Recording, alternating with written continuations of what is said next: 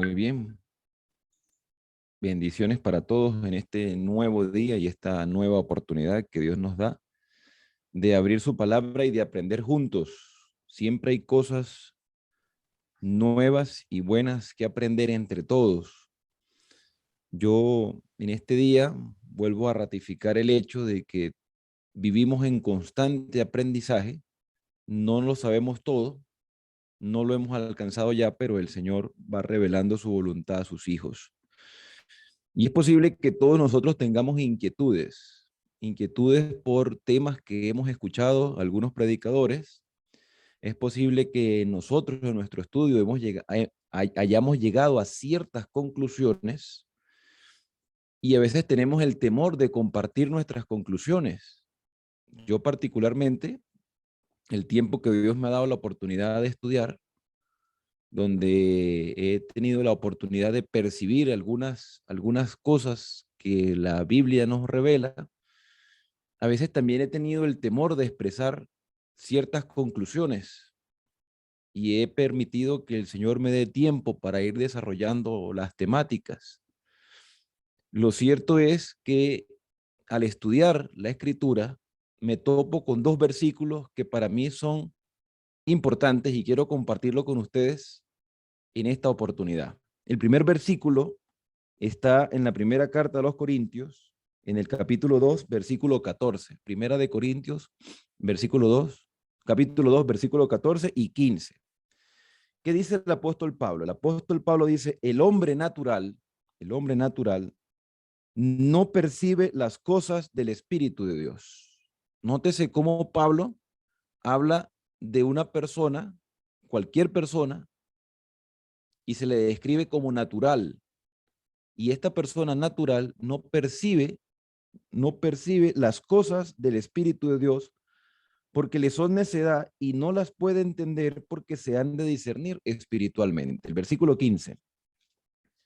En cambio, el hombre espiritual discierne todas las cosas y él no es enjuiciado por nadie. Versículo 16. Porque ¿quién conoció la mente del Señor para instruirlo? Pues nosotros tenemos el pensar de Cristo. En cierta ocasión, cuando yo apenas era muchacho y estaba iniciando mi primer año de teología, yo tuve la oportunidad de tener un profesor que lamentablemente pues falleció este año por una enfermedad y, y para ese tiempo, cuando él era un simple licenciado, después llegó a ser magíster y doctor en teología, él era considerado por muchos como un erudito en la teología, a pesar de que no tenía sino el estudio básico de la teología, la licenciatura.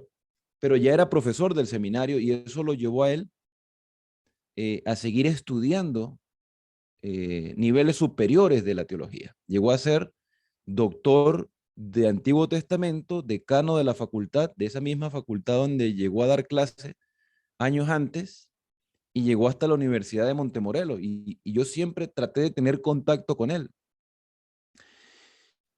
Y él dejó una enseñanza en mí que me impactó mucho en ese primer año de teología, donde él decía, en el mundo hay tres tipos de personas. El hombre natural, haciendo referencia a lo que explicaba Pablo, el hombre convertido y el hombre sellado. Y él decía, ¿quién es el hombre natural? El hombre natural es aquella persona que nace en este mundo y por algún motivo, alguna razón, en su caminar diario, no conoce las cosas de Dios. Escucha de las religiones, escucha de las iglesias, escucha de las creencias de estas religiones, pero no las entiende, no las vive y no le interesa porque desde niño nunca se le enseñó. Y vive naturalmente. Sale, entra, come, duerme, estudia, trabaja, disfruta de los placeres de la vida, porque no conoce más nada o no quiere conocer más nada porque desde niño se le instruyó a vivir así, conociendo un mundo y viviendo este mundo y sabiendo que algún día ha de morir, pero no tiene ningún tipo de esperanza más allá, sino lo que ha escuchado. Algunas cosas las cree y otras no. Algunas cosas las acepta, otras no. Ese es el hombre natural. El segundo hombre es el hombre convertido, que nace como hombre natural, pero en algún momento de su vida se da cuenta que no quiere seguir viviendo así, que no es feliz viviendo así, que conoce un estilo de vida diferente y adopta ese estilo de vida. Ya ahora es convertido, cambia el rumbo de su vida. Es claro que el Espíritu Santo obró en él, está convertido. También puede ser alguien que nació en el seno de una religión, de una iglesia o de una familia con temor de Dios, y a medida que va pasando el tiempo, va adoptando ese estilo de vida y se da cuenta que ese estilo de vida es bueno y está convertido. Pero este hombre convertido también comete errores, se equivoca, falla, viola el mandamiento, y a pesar de su conversión, él no practica el pecado, pero lo comete y necesita llegar a otro paso más, y es el paso de ser el hombre sellado. El hombre sellado, y estoy dando la explicación del profesor, el hombre sellado es aquella persona convertida, aquel cristiano convertido, que por la obra del Espíritu Santo ha llegado a un punto de ya no pecar más. Tal cual así lo dijo el profesor. El hombre sellado ya no peca, no porque no pueda pecar, no porque no tenga la capacidad humana de pecar, no porque ya dejó, no porque ya es perfecto y ya lo alcanzó todo, no peca porque le ha agarrado repugnancia al pecado y le ha agarrado un amor tan grande al Señor que le da temor ya fallar, y no peca por convicción, no peca por decisión, no peca por amor al Señor, no porque no pueda hacerlo, sino porque ya no quiere hacerlo. Eso era la definición que él hacía de estos tres tipos de personas. La segunda cita bíblica que quiero compartir en esta mañana está en el libro de Daniel. El libro de Daniel, en el capítulo 12, en los versículos, en el versículo 10, que es un versículo conocido por la mayoría de nosotros y que podríamos pasar mucho tiempo estudiándolo. Daniel 12:10 dice: muchos serán limpiados y emblanquecidos, serán purificados. Que hay una obra que el Espíritu Santo hace constantemente en la vida del creyente convertido para pasarlo a ser un hombre sellado. Los impíos obrarán impíamente, el hombre natural obra impíamente, y ninguno de los impíos entenderá, pero los sabios entenderán. Los sabios, los que ya han sido limpiados, purificados, emblanquecidos, que el Espíritu Santo ha hecho una obra en ellos, que no simplemente están convencidos de pecado, sino que están convertidos de verdad. Hay una conversión en sus vidas y esa conversión los lleva a tener un estilo de vida diferente.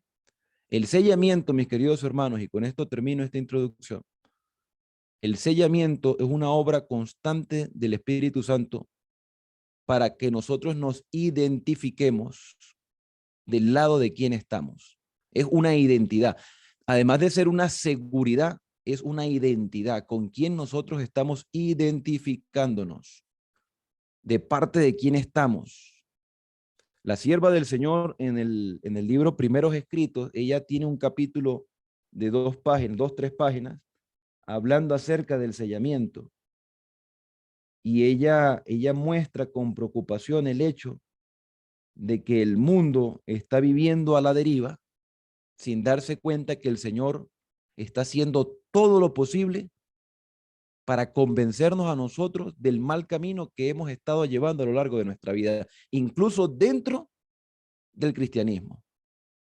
Porque el hecho de que hayamos nacido en la iglesia cristiana, el hecho de que hayamos nacido en un hogar temeroso del Señor, bueno, los que tuvieron esa suerte, esa bendición de haber nacido en un hogar cristiano, los que nacimos afuera y entramos, hemos estado llevando las, las, los escombros de nuestra herencia pecaminosa y hemos tenido que aprender a ser diferentes con la ayuda del Espíritu Santo, y estamos nosotros batallando constantemente contra nuestra naturaleza pecaminosa, pero el Señor nos va mostrando el camino y nosotros nos doblegamos a Él para que Él nos dirija. Entonces, en contraposición al sellamiento está la marca de la bestia. Satanás también quiere que nosotros nos identifiquemos con Él, aunque en público digamos que estamos de parte de otra del otro grupo, del grupo de los santos, cuando en realidad estamos siguiendo a Satanás sin darnos cuenta, y por eso tiene que haber una obra de despertar. Y eso es lo que el apóstol Pablo y Daniel quieren expresar cuando dice que el hombre natural no entiende las cosas de Dios porque se han de discernir espiritualmente, pero el hombre convertido, el hombre que el Espíritu Santo ha obrado en él, entiende todas las cosas. Pablo dice, nosotros tenemos la mente de Cristo, tenemos una manera diferente de ver las cosas porque el Espíritu Santo está guiando nuestra vida, nos está purificando, nos está limpiando, nos está emblanqueciendo y podemos entender todas las cosas. Así que si hay algún tipo de preocupación, algún tipo de duda, algún tipo de idea que podamos nosotros compartir y tengamos el deseo de quizás expresarlo o de preguntar o de indagar, entre todos, así como Iran Exxon y dos hombres más se sentaron en una mesa para estudiar la Biblia y ser guiados por el Espíritu, yo estoy seguro que a nosotros también nos va a guiar el Espíritu, porque el más interesado en nuestra salvación es Dios. El más interesado en que nosotros entendamos es el Señor. Y el más interesado que nos perdamos y que vivamos simplemente de las apariencias es Satanás, para que entonces nosotros nos identifiquemos con él y seamos marcados. Y el Señor no quiere que seamos marcados. De hecho, en el capítulo del sellamiento, vemos al Señor Jesús rogándole al Padre y mostrándole su sangre, mostrándole sus marcas, dándonos una oportunidad y dándonos a nosotros tiempo todavía de gracia para poder ser convencidos de pecado, de justicia y de juicio. Con esta introducción, pues, queremos darle la oportunidad a ustedes a que en esta mañana, que en este día, ustedes puedan expresar lo que Dios les ha instruido o las dudas que han tenido con respecto a las temáticas que hemos tocado, y especialmente esta temática del sellamiento, los 144,000, la media hora de silencio, los sellos, incluso las mismas iglesias, para que de esa manera nosotros podamos crecer juntos con la multitud de consejeros. Dice el sabio Salomón, en la multitud de consejeros hay sabiduría. Y yo estoy seguro de que aquí la mayoría de nosotros que se levanta temprano cada mañana para estudiar, siempre tenemos algo para compartir o para eh, aclarar, y que esto nos sirva de crecimiento para todos. Bien, hermanos, quería agregar algo, pastor. Sí. Normalmente, y lo habíamos mencionado en alguna vez, normalmente cuando hablamos de sellamiento, nosotros estamos viendo el sellamiento como algo del futuro. O sea, el concepto de sellamiento siempre se nos marca, es en función del futuro, y, o sea, Como un y evento escatológico. descuidamos como un evento escatológico y no estamos viendo el sellamiento como un todo, porque creo que el Señor a todo aquel que va a llevar al cielo primero lo sella, ya sea para la muerte o ya sea para que pase situaciones adversas que amenazan la supervivencia del pueblo de Dios, ¿sí? Entonces, normalmente nosotros cuando hablamos de sellamiento lo mandamos, o sea, lo estamos viendo solo en la dimensión escatológica Sí, y no en la dimensión soteriológica, por así correcto. decirlo, Sí, ¿sí? sí, o sea que tiene que ver con la salvación más que con un evento como tal, más con... Sí, sí, y es más, nosotros estamos pensando, o sea, estamos sintiendo a veces la necesidad del sellamiento en función de las adversidades que vienen y no en función de la salvación en sí, que yo para ser salvo necesito ser sellado. Y lo estamos viendo más en función de eventos que amenazan la existencia física en la tierra. De pronto ahí como que si nos puede ayudar en esa parte. Sí, claro, lo que pasa es que volvemos otra vez, ¿no? A la obra del Espíritu Santo, que es una obra constante. Y lo que yo le acabo de decir tiene que ver con nuestra identidad, o sea, de parte de quién estamos. Esto no es como un carnet de vacunación que te van a dar te van a dar, mire, ya está vacunado, no, esto es una experiencia diaria. Por eso el bautismo del Espíritu Santo es todos los días, una experiencia. O sea, a medida que yo me voy entregando al Señor, a medida que yo voy relacionándome con Él, me voy pareciendo a Él. ¿Sí? Si uno nos miramos, pues decimos, nos falta mucho, pero ciertamente hay una transformación en nuestra vida. y nunca va a ser por nuestros méritos, siempre va a ser por los méritos de Cristo. Entonces, si es una obra constante, desde el día de nuestra conversión, el Espíritu Santo nos está ayudando y nos está identificando con Él. Por eso Pablo decía, nosotros tenemos la mente de Cristo. O sea, ya nosotros pertenecemos al pueblo del Señor. Solo que Amén. necesitamos cada día aprender de Él. Entonces, Satanás quiere que nosotros nos conformemos, que nos estanquemos. Ah, ya eres cristiano. Yo decía en el estudio de escuela sabática del día de hoy, yo decía que Satanás quiere que nosotros simplemente creamos en Cristo, que Cristo existió, que Cristo murió, que Cristo resucitó, que Cristo ascendió.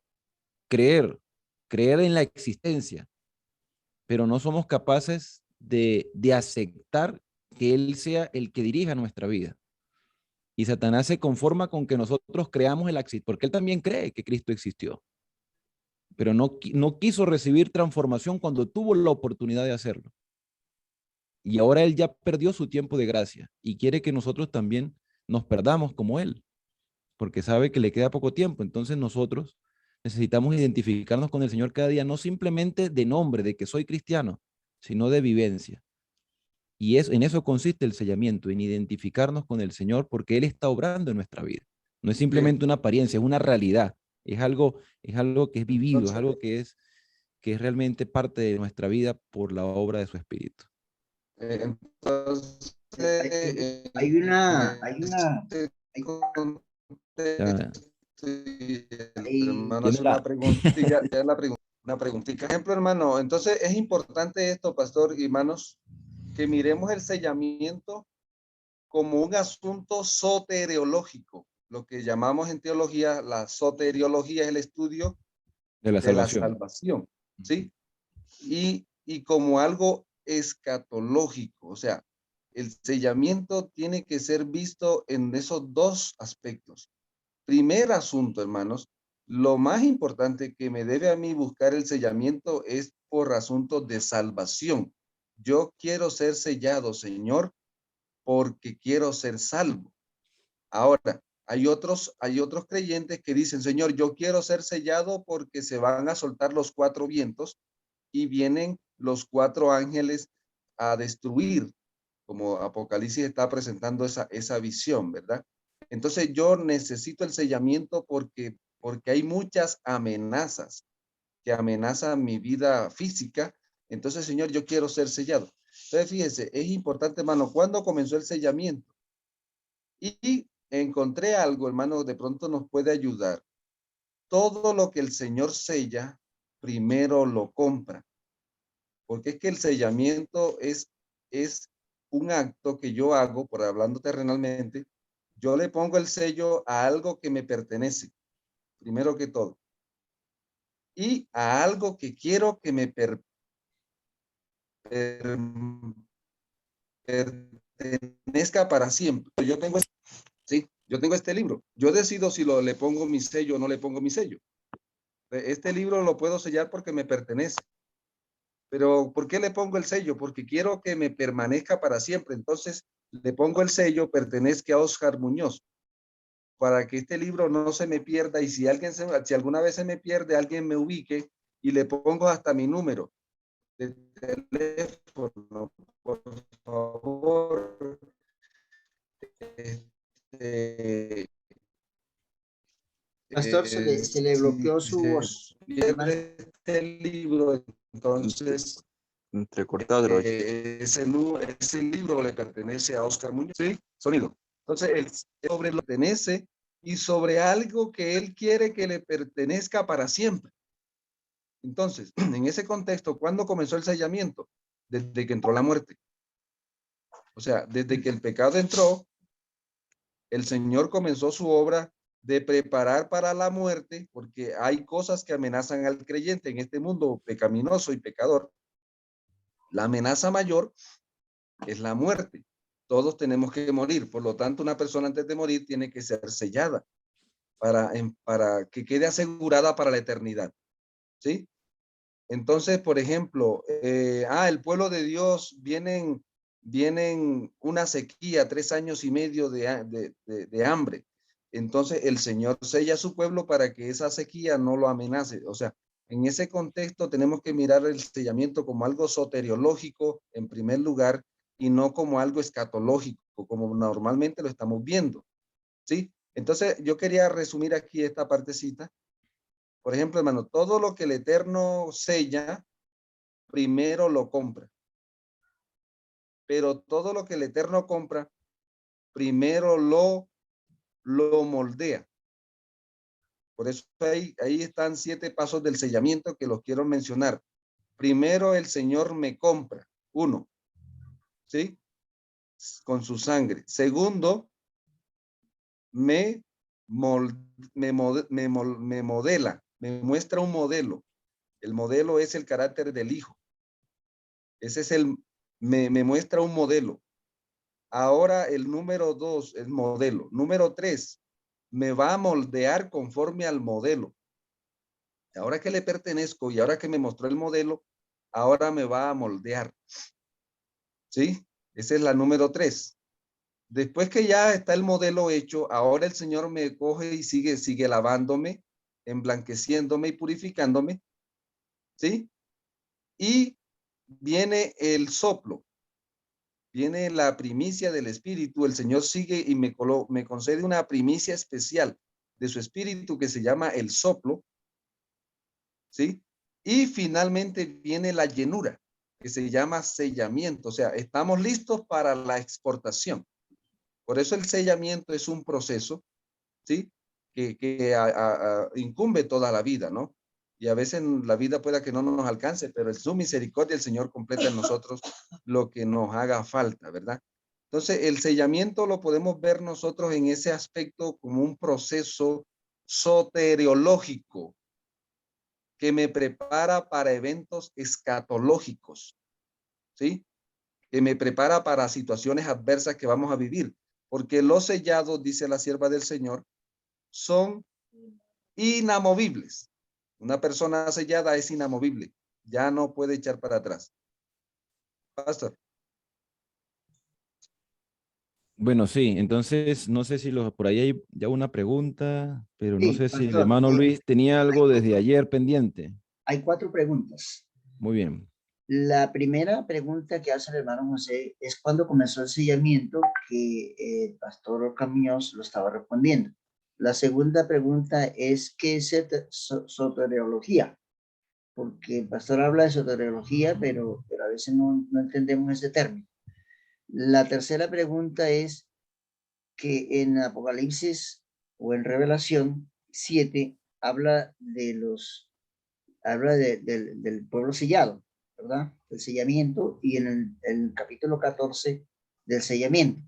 Según su explicación, se ha entendido que el capítulo 7 habla del sellamiento histórico y el capítulo 14 habla del pueblo del sellamiento final. ¿Qué diferencia hay entre los dos? Y entre esa misma pregunta, también se preguntaba qué cuando se habla de que los sellados son los que están vivos en ocasión de la venida de Jesús, ¿cómo se entiende eso? Hay varias preguntas, no sé si son muchas las Sí, preguntas. son muchas. Sí, pero está bien. Vamos Podemos a intentar. empezar con cuándo comenzó el sellamiento y qué es soteriología. Bueno, mire, yo les voy a decir lo que yo he aprendido y recuerden que como estamos hablando de identidad, Dios deja una, Dios deja una norma de vida para sus hijos. O sea, Dios revela su voluntad para poder identificarnos con Él. Si nosotros vamos al principio en el Edén, Dios había dejado una norma. Puedes comer de todo árbol que esté en el huerto, de todo, menos del árbol de la ciencia del bien y del mal. Entonces la norma era la obediencia a no comer del árbol. Cuando el ser humano desobedece, ya no se está identificando con su Señor. Y Satanás reclama eso, reclama que ha dejado la identidad, o sea, dejó la norma para obedecer su propia voluntad, no se está identificando con el Señor. Lo mismo ocurre con Caín y Abel. Después del pecado, Dios establece una norma soteriológica Y voy a tratar de responder entonces las dos preguntas juntas, ¿no? La soteriología es el estudio de la salvación. Soterio significa salvación en griego. El estudio de la salvación. El plan de salvación de Dios se estudia en la soteriología. Es un estudio. La manera como Dios ha hecho todo para salvar al ser humano. Entonces Dios deja una norma sacrificial, ilustrando que el Mesías, Dios hecho hombre, vendría a morir como un cordero. Entonces Abel sacrifica un cordero, pero Caín lleva frutos de la tierra. Entonces Caín estaba convencido de la existencia de Dios. Y Caín llevó lo que a él le pareció, lo que consideró él para Dios, quizás las mejores frutas. Ahora me llama la atención que Caín, cuando él mata a Abel por los celos que le tiene y porque se sintió rechazado por Dios por lo que él llevó, aunque lo haya hecho con la mejor intención, no era lo que Dios pedía, porque Dios había dejado una norma. Caín recibe una señal, la señal, lo que llaman la marca de Caín, ¿sí? Y según el relato bíblico era para que nadie lo matase, pero Caín ya estaba identificado, aunque dice que Dios le puso la señal. Caín ya estaba identificado con la rebeldía. Él ya no quería saber nada de los principios del gobierno de Dios, pero sabía de la existencia de Dios, porque Dios habló con él. Entonces, con este relato del principio, yo creo que la obra de sellamiento siempre ha existido, pero ha tenido sus etapas. Y no estoy hablando de dispensacionalismo, de que Dios dice una cosa hoy, mañana dice otra. Dios va revelando su voluntad progresivamente. Ahora, si nosotros vamos al tiempo del fin, nos damos cuenta que Dios siempre ha tenido una obra de convencimiento, pero que Satanás ha tratado de opacar con la abominación asoladora, tanto en el lugar santo como en el atrio y también en el lugar santísimo en este tiempo que estamos viviendo, para tratar de ocultarnos de la verdad de Dios. Pero Dios siempre ha estado obrando. Fíjese que si nosotros decimos que el sellamiento del tiempo del fin comenzó en 1844, podemos cometer un error, porque Dios primero revela lo que Cristo estaba haciendo en el santuario en 1844, después revela la obra de publicaciones, la obra evangelística en 1848, después revela la reforma pro salud en 10 años después, en el 58, y después la iglesia se organiza. Es decir, la verdad presente siempre ha estado presente, pero nosotros no la hemos entendido en un momento específico, sino que Dios nos ha ido revelando esas voluntades que ya han estado escritas y las hemos estado entendiendo progresivamente. Por lo tanto, el sellamiento no es algo que comenzó y terminó, empezó un día y terminó un día, no, siempre ha existido. Solo que cuando se acabe el tiempo de gracia, pues ya prácticamente ya no habrá más nada que hacer, porque el Espíritu Santo intentó tratar de identificarnos con él, pero nosotros le rechazamos, ¿sí?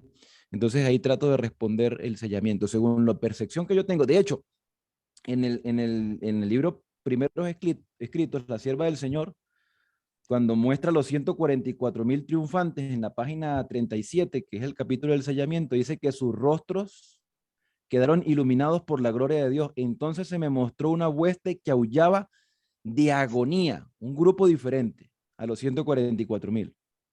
Sus vestidos, sobre sus vestiduras estaba escrito en letras grandes: pesado ha sido en balanza y fuiste hallado falto. Pregunté acerca de quiénes formaban esa hueste.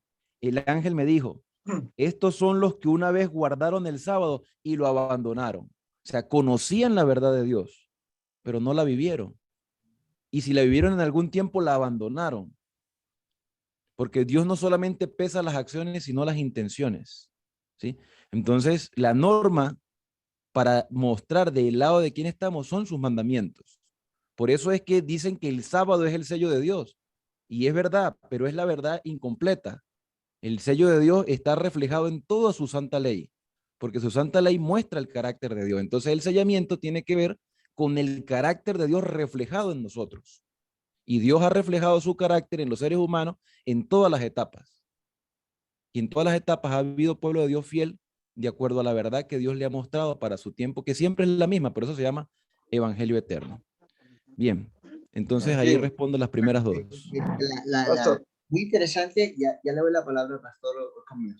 Muy interesante esta respuesta porque se ha entendido en diferentes pensamientos de personas y posiciones los diferentes puntos de vista de que el sellamiento comenzó en 1844, otro que el sellamiento es en la historia. Pues esta respuesta aclara muchas dudas con respecto a esto como temática para seguir investigando. La otra inquietud, porque el pastor Camilo también tiene intervención también, es lo que tiene que ver con Apocalipsis 7 y Apocalipsis 14, si se refiere a los mismos grupos o identifica el capítulo 7 como el sellamiento histórico y el 14 como el sellamiento en el futuro, o es lo mismo. Y bueno, ahí cabe la tercera pregunta que falta, es cuando se habla de que los 144,000 son los que están vivos en el Bien, momento de la venida de Jesús o forma parte de los 144,000. No sé si me Alan, explicó, Pastor ah, Alexander. pastor, Morales. déjeme ahí, yo doy un comentario sobre esa partecita, pastor. Eh, Importante esta pregunta, igualmente queríamos resaltar estas dos cosas. Por ejemplo, el hermano quiere decir, ¿cuándo termina el sellamiento? Hermano, entonces tenemos que mirar el sellamiento desde dos ópticas. Desde el aspecto soteriológico, cuando hablamos de la salvación, el sellamiento en esa dimensión sucede antes de que el creyente muera. Bueno, esa es otra obra porque importante eso del proceso de la salvación. ¿Cuándo comienza el sellamiento en la vida de una persona? Cuando acepta al Señor y permite que el Señor lo compre con su sangre y ahora pasa a ser propiedad de Dios. Ahí comienza el sellamiento que tiene que ver con la salvación, ¿sí? Entonces, estamos hablando en dos dimensiones del sellamiento. La parte soteriológica, ¿cuándo comienza el sellamiento? Ahora, en el momento cuando usted aceptó al Señor y le entregó su vida ya no le pertenece y ahora le pertenece al Eterno. Ahí comenzó ese proceso, ¿sí? Pero ahora me pregunta, ¿cuándo comienza el sellamiento escatológico? El sellamiento final de Apocalipsis 14 comenzó en 1844, porque entonces ya estamos hablando del sellamiento escatológico, porque al pueblo del fin lo amenaza, viene una gran amenaza sobre el pueblo del fin, y el Eterno eh, lo asegura para que eso que va a venir sobre la tierra no dañe a su posesión, a su propiedad. Entonces, ¿qué hace el Señor? Sella a su pueblo para que el pueblo, por ejemplo, ¿cuál es la amenaza que tiene el pueblo de Dios en el tiempo del fin? ¿Por qué el Señor va a sellar al pueblo? Es en el contexto escatológico, porque vienen las 7 postreras plagas. Y si el pueblo no está sellado, es imposible que ningún ser humano pueda cruzar ileso, a menos que esté sellado por esa gran prueba que va a venir para nosotros en este tiempo. Por eso lo decíamos ayer que el sellamiento, la visión del sellamiento, capítulo 3, primeros escritos, capítulo 3. En el Apocalipsis 14 está implícito. El sellamiento de Apocalipsis 14 está hablando de un sellamiento, pero está implícito. ¿Dónde está explícito? En el libro Primeros Escritos, capítulo 3, está explícito esa obra que está anunciada en Apocalipsis 14, porque al pueblo del fin del tiempo tiene una amenaza. ¿Cuál es la amenaza? Que se le viene al pueblo remanente, escatológicamente hablando. Las plagas. Ahora, hermano, ¿cuál es la amenaza soteriológicamente hablando de la salvación? La amenaza es la muerte. En cualquier momento podemos morirnos. ¿Y cómo nos morimos? O sea, quería que miráramos el sellamiento en esas dos dimensiones, porque nosotros siempre lo estamos mirando en la función, en la dimensión escatológica, y estamos más preocupados por la dimensión escatológica que por la soteriológica. Y eso es peligroso, Porque en primer lugar, yo quiero ser sellado porque quiero ser eternamente del Señor. Quiero ser de Él para siempre. Llevar su nombre y su nombre escrito en mi frente. ¿Sí? En ese contexto debe ser una. Entonces quería resaltar, por ejemplo, el hermano pregunta a los del 7 y los del 14. El pueblo de Dios siempre ha tenido unas amenazas. ¿Sí? Apocalipsis 7 habla de una amenaza, porque en todos los tiempos el pueblo de Dios ha venido una prueba, ¿verdad? Y de pronto, pastor, allí darle lugar para que de pronto, pastor Alex. Sí, bueno, no, la cuestión es para que los hermanos de repente no piensen que va a haber confusión. Recuerde que se habla del sellamiento escatológico desde 1844, es por la etapa de la iglesia laodicense, ¿no? Que ahí comienza el periodo de la iglesia laodicense, pero igualmente Dios ha hecho su obra de sellamiento a lo largo de la historia, solamente que ahora estamos nosotros concentrados en el tiempo del fin, ya en la etapa final. Y lo otro es que lo que dice el pastor Oscar es también una obra individual. Nosotros tenemos que, a veces nos preocupamos por el evento grupal o, como algunos decían, mire, el fuerte pregón. ¿Cuándo comienza el fuerte pregón? Pues si no ha comenzado en su vida, en la mía sí tuvo que haber comenzado ya, porque estamos pregonando. Es una experiencia personal, porque Dios nos va a juzgar no de manera colectiva como iglesia, como institución. Dios nos va a juzgar a nosotros de manera individual. ¿Qué has hecho tú con el don que yo te he dado? ¿Ven?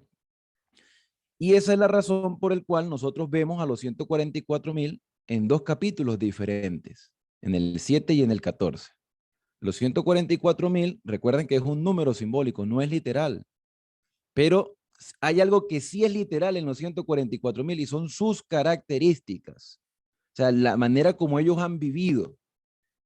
¿Cómo han vivido los fieles? Siguiendo a Cristo día y noche, en el santuario, sirviéndole, siéndole servidores en todo momento, no negando su nombre, perseverando en lo que creyeron. Entonces, el hecho de que, por ejemplo, los reformadores, algunos de ellos ignoraban la importancia del sábado porque tenían el conocimiento, pero le ignoraban la importancia del sábado. Los reformadores como Martín Lutero y otros más, y cantidad de personas que fueron fieles al Señor, ellos tuvieron que haber sido sellados por el Espíritu Santo. Pero ignoraban algunas cosas, como tú y yo quizás ignoramos algunas cosas el día de hoy. Pero si nos toca morir el día de hoy, si nos toca morir hoy, nosotros, el Señor nos va a juzgar por el conocimiento que adquirimos y cómo nosotros vivimos de acuerdo a ese conocimiento que hemos recibido. Y se espera que si nosotros vamos a estar vivos para la venida de Cristo, se espera de que vivamos a la altura de lo que Dios nos ha revelado para ese tiempo. Yo les voy a confesar algo, yo les digo al Señor en mi oración todos los días, Señor, yo quiero estar vivo para cuando tú vengas. Y mi esposa me dice, ¿tú sabes lo que implica estar vivo cuando Cristo venga? Todo lo que hay que vivir, todo lo que hay que sufrir. Hay personas incluso que negarán la fe por causa de las terribles circunstancias que se van a estar viviendo alrededor, cuando nos impidan comprar y vender, cuando nos impidan nosotros reunirnos con libertad en sábado, porque va a haber una ley dominical. Entonces hay un hermano que dice aquí, por ejemplo, pregunta, ¿no? ¿El sellamiento termina cuando se dicta la ley dominical? No, porque cuando salga la ley dominical todavía tendremos tiempo para decidir. ¿Cuándo se termina ya la identificación con el Señor? Cuando caigan las plagas, ya está, el que está ya está y el que ya no es ya no va a ser. Cuando caigan las plagas. De hecho, la sierva del Señor hace mención de eso también allí. Ella dice, cuando caigan las plagas, las personas no se van a arrepentir de nada. Más bien van a blasfemar el nombre del Señor. Ya están identificados. Por eso es que los ángeles están allí sosteniendo todavía. Mientras los ángeles estén sosteniendo los vientos, para que Satanás no ataque y con plagas malignas, porque Satanás es el causante del dolor del ser humano. Mientras Satanás no tenga ese poder, todavía hay oportunidad para nosotros entregarnos a él. Ahora, ¿por qué las personas no van a tener oportunidad de arrepentirse después que caigan las plagas? ¿Por qué? Porque ya no quieren cambiar. El problema es que ellos no quieren cambiar. Y el Espíritu Santo lo sabe. Y no es que el Señor los esté rechazando, es que ellos mismos han tomado esa decisión. ¿Ve? Y eso es lo que Pastor, se quiere referir cuando habla de la parte soteriológica. No quieren ser salvos ya, no quieren. No quieren nada con el Señor. Han pisoteado el sábado como les dio la gana. Han vivido su vida como les ha placido. Han hecho de su cuerpo lo que bien les parece. Han hecho de su vida un Dios. Y cuando nosotros hablamos del 666, que tiene que ver con la marca de la bestia, nos vamos a dar cuenta que el 666 lo que significa, hermano, lo que realmente significa esa marca de la bestia, están identificados con Satanás, porque han levantado el humanismo, porque el materialismo es lo que prima en su vida, porque a ellos lo que les gusta es lo secular. Entonces, allí tiene que ver, entonces, estamos con el Señor, con su sello, o estamos con la marca de la bestia.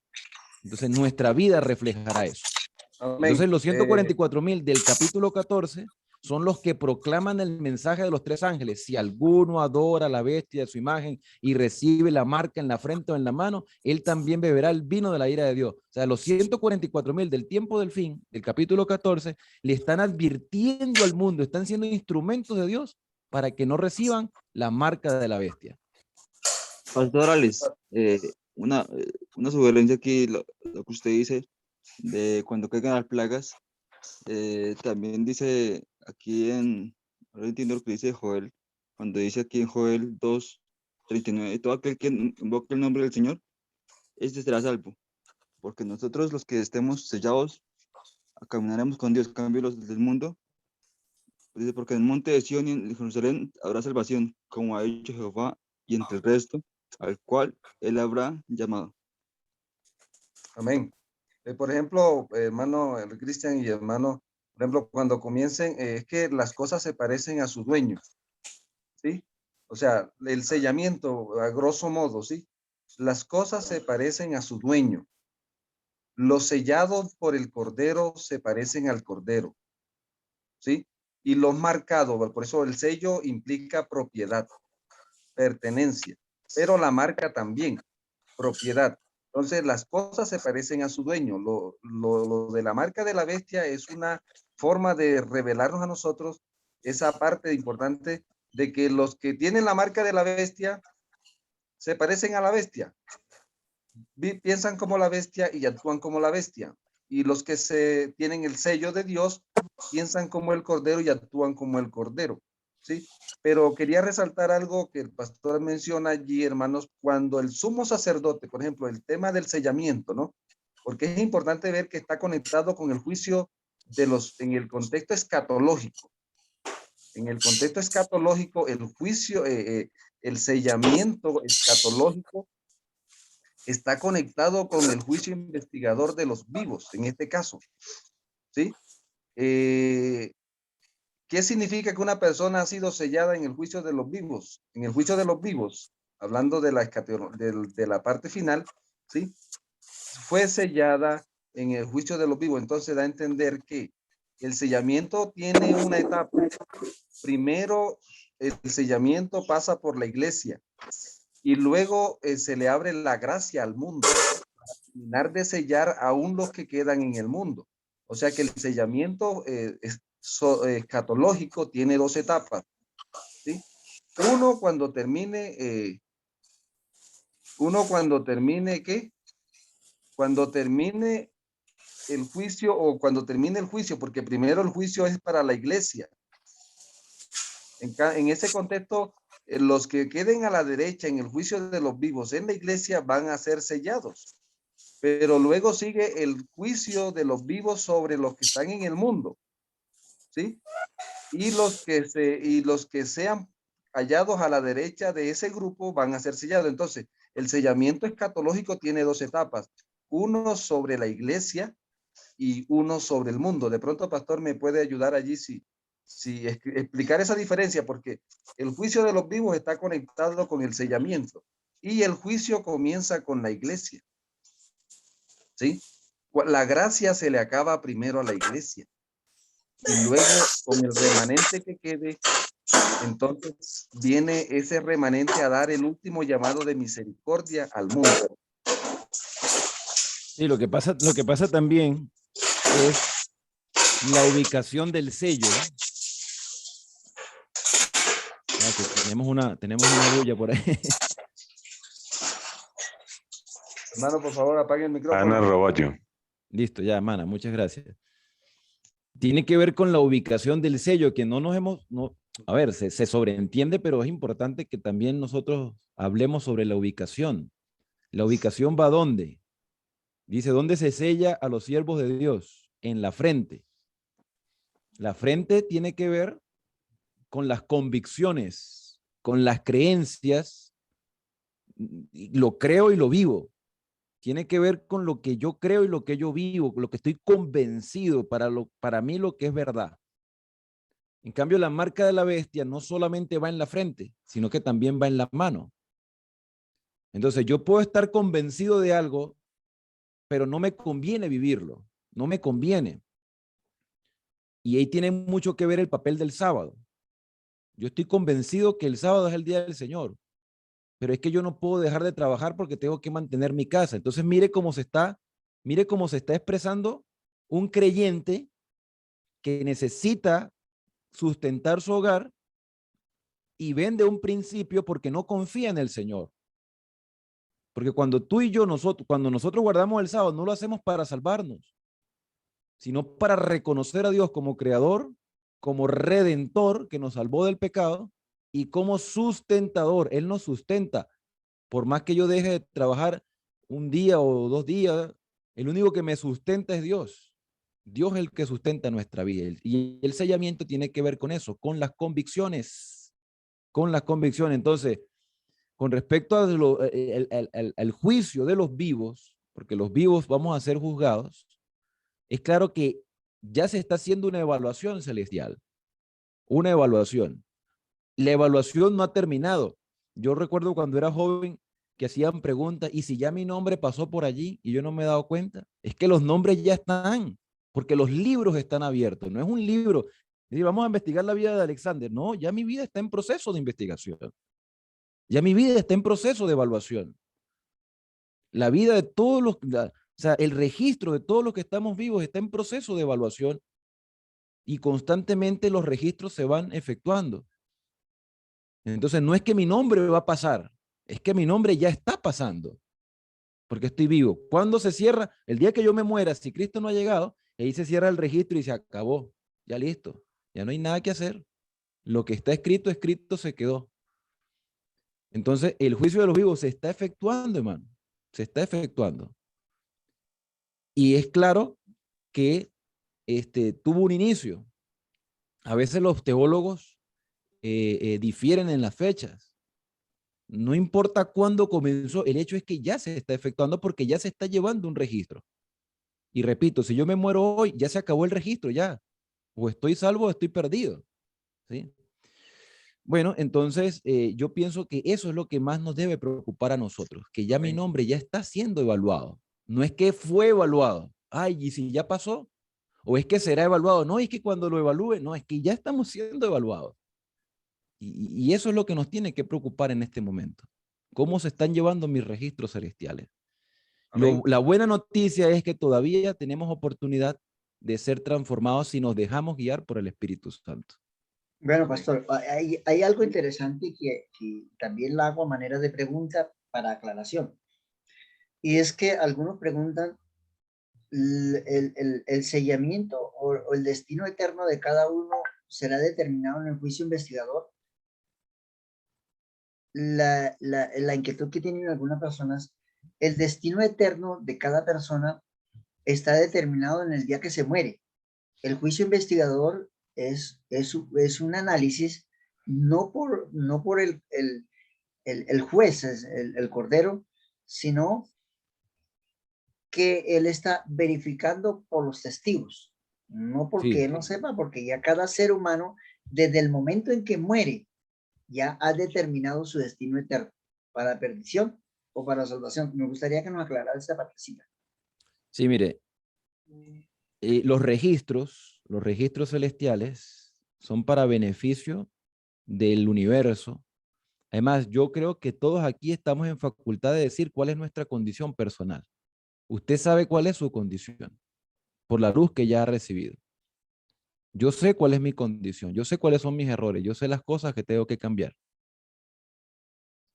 Y, y por eso nosotros nos arrepentimos de las cosas que hacemos. Arrepentir no es simplemente confesar, sino también abandonar. Y hay personas que pueden caer en el mismo error, transigir en el mismo error y se sienten mal y se sienten deprimidos y se sienten sucios. Eso quiere decir que el Espíritu Santo todavía está obrando en esa persona. Ahora, cuando una persona dice, ay, ya lo hice, bueno, y si me pierdo, que me pierda. O sea, no está actuando lógicamente, no está actuando con lógica, no está actuando con raciocinio, se está dejando llevar por el impulso. Entonces, ciertamente el Señor quiere la salvación de todos nosotros. Por lo tanto, mi caso todavía no se ha determinado, todavía está en proceso. Pero el Señor que conoce los corazones y yo y yo le decía a mi esposa ayer, mira, yo hay cosas que yo a veces me sorprendo de mí mismo porque hay cosas que yo me cuestiono, yo me cuestiono, ¿será que lo que estoy viviendo es verdad? ¿Será que lo que hemos predicado durante tantos años es verdad? Y eso no quiere decir que yo esté dudando de mi fe. Yo sé en lo que creo, pero a veces cuestionarnos nos permite a nosotros seguir indagando más para fortalecer nuestra fe. La sierva del Señor muchas veces también se cuestionó su don profético y Dios le mostraba que realmente Él le había dado ese don, pero eso no determinaba de que ella se fuera a salvar o no. Ella tenía que también ser fiel. Nosotros podemos ser instrumentos del Señor, como lo fue, a ver, se me escapa algún nombre ahorita, pero hubo hombres de Dios que fueron instrumentos del Señor y a la final se perdieron, porque es que ya no, nosotros no lo hemos alcanzado todavía. No es que yo esté predestinado, y aquí entra un problema, ¿no? La predestinación. Hay quienes dicen, no, ya yo estoy salvo, salvo siempre salvo. Eso no es así. Yo debo ser perseverante. Por eso es que el Apocalipsis lo llama la paciencia de los santos, que la traducción correcta debería ser perseverancia, porque perseveran hasta el fin y saben hacia dónde quieren ir. Por eso cuando Elena de Guay murió, dicen que sus últimas palabras, o una de sus últimas palabras antes de morir es, yo sé en quién he creído, convicción. Estaba segura de lo que había creído, lo que había vivido y la manera como Dios había obrado en ella. ¿Eso quiere decir que Elena de Guay era perfecta? No, se equivocó muchas veces, cometió errores, pero era la sierva del Señor, porque nuestra justicia no depende de mis obras, sino de lo que el Señor ha imputado y ha impartido en mí, que ha sido su santa justicia. No sé si con eso de repente trato de aclarar la pregunta o hay alguna otra inquietud. Se nos fue el tiempo, hermanos. Ay, se nos fue el tiempo, qué terrible. Bueno, el tiempo se fue, pero el tiempo es del Señor. El De tiempo no será más, pronto, dice la profecía.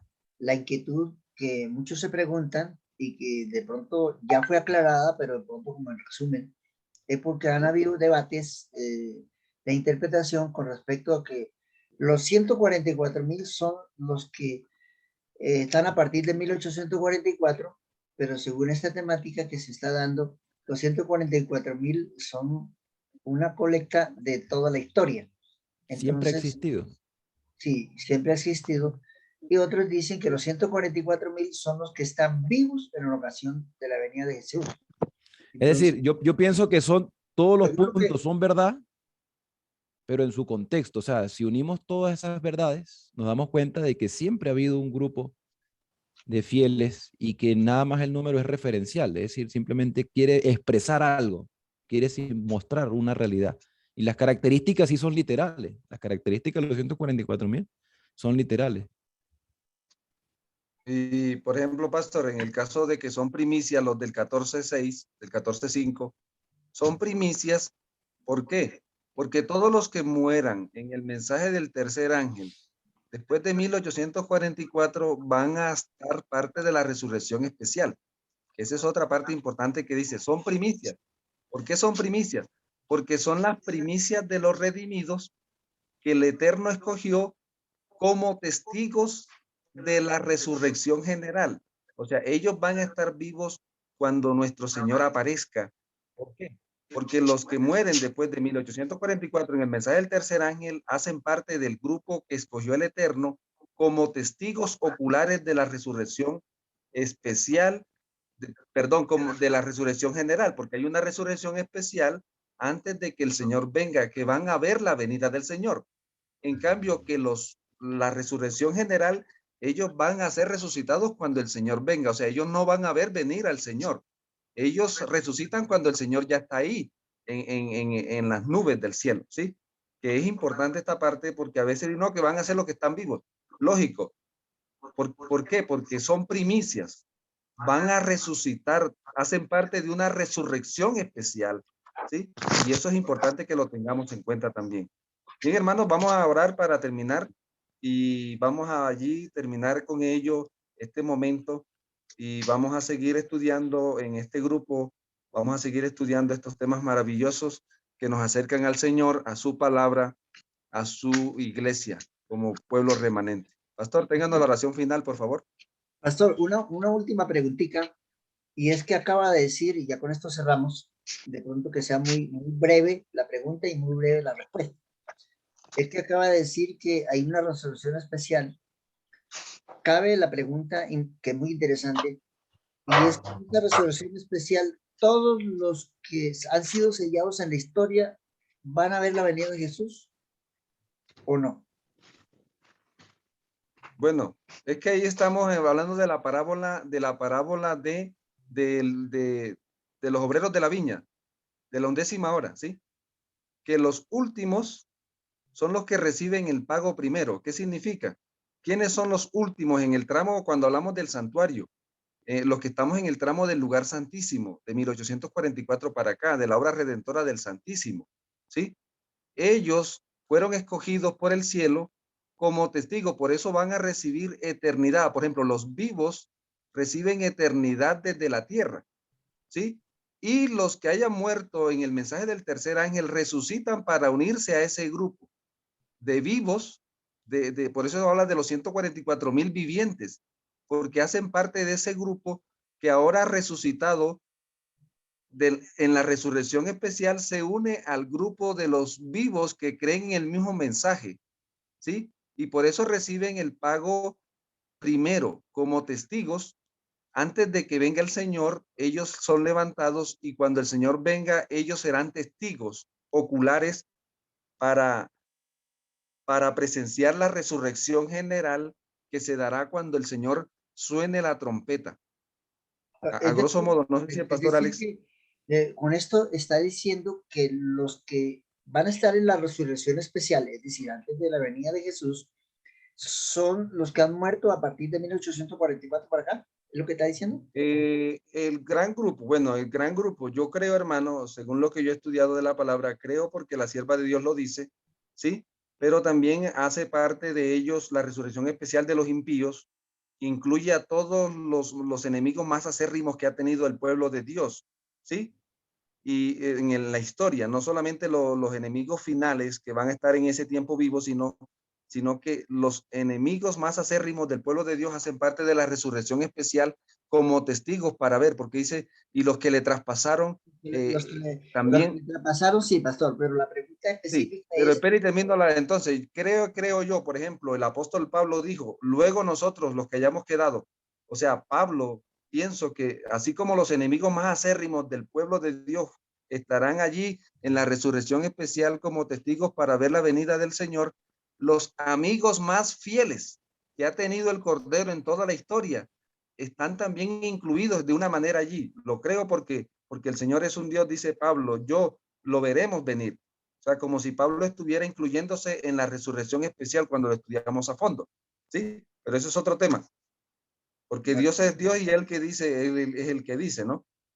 ¿Sí? Bueno, yo pienso que es una cuestión interpretativa porque en realidad la Biblia no da mucho detalle con respecto al asunto, ¿no? Apocalipsis 1:7 solamente dice, todo ojo le verá y lo que le traspasaron. Ya el término resurrección especial ya es un término que manejamos nosotros eclesiásticamente, eso no aparece en la escritura, pero sí la sierva del Señor en el conflicto de los siglos, ella hace un detalle de todo lo que va a suceder en ese momento. Entonces les invito a leer ese capítulo, no recuerdo cuál el capítulo es, pero habla ella Capítulo dedica, 41. El correcto, capítulo 41, pastor. ella habla, La liberación hace un del pueblo. detalle de todo eso. Nosotros de repente podemos parafrasear algunas cosas, pero sería bueno que lo pudiéramos leer y de esa manera pues se nos aclara un poco más, porque es que eso es un término que a veces somos juzgados por otras denominaciones porque es un término que no aparece en la escritura. Especial, resurrección especial no aparece como tal. Pero podíamos Bien, tomar tiempo para estudiarlo a más ahí fondo. tenemos trabajo. Sí. Bueno, pastor, vamos a orar al pastor Alexander, tengan la oración y los que quieran quedarse al postre. Está bien, oremos. Querido y amante Padre, en esta mañana queremos darte las gracias por la oportunidad de indagar, de estudiar, de compartir, de crecer, no para crear ningún tipo de discusión, sino más bien para nosotros despertarnos en la investigación y crecer en el conocimiento de tu palabra. Ayúdanos, fortalécenos, porque sabemos que lo necesario para la salvación lo hemos ido aprendiendo cada día y tu Espíritu Santo nos convence de pecado, de justicia y de juicio y nos fortalece en medio de nuestra debilidad. Sabemos que hay una obra de juicio y nuestro nombre está siendo evaluado en este preciso momento. Cometemos errores, nos equivocamos, caemos, fallamos, nuestros defectos de carácter se manifiestan a veces en público, pero nos sentimos movidos, Señor, porque no queremos seguir viviendo de la misma manera. No queremos, Señor, ofenderte más, ni fallarte, ni ser un mal testimonio público. A veces lo hacemos porque perdemos de vista algunas cosas, pero cada mañana tú nos fortaleces, cada noche nos recuerdas tu amor y nos permites estar vivos el día de hoy para crecer y para ayudar a otros en el conocimiento de la verdad. Si nos toca descansar en este día o dentro de poco tiempo, danos la seguridad de que hemos vivido de acuerdo a tu voluntad, como una manifestación del amor por lo que Cristo ha hecho en nuestras vidas. Acompáñanos a lo largo de este día de preparación y que en las horas sagradas del sábado podamos seguir siendo fortalecidos en compañía con otros hermanos. En el santo y bendito nombre de Cristo Jesús. Amén.